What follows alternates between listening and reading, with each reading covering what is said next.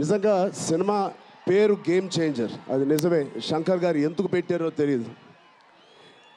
తెర మీద బహుశా మేము చేసే పాత్ర ఒక గేమ్ చేంజింగ్ పాత్ర, కానీ నిజ జీవితంలో మీ అందరికీ తెలుసు, కేవలం ఏపీలోనే కాదు, ఇండియన్ పాలిటిక్స్కి ఉన్న ఏకైక నంబర్ 1 గేమ్ చేంజర్ ఇవాళ పవన్ కళ్యాణ్ గారే.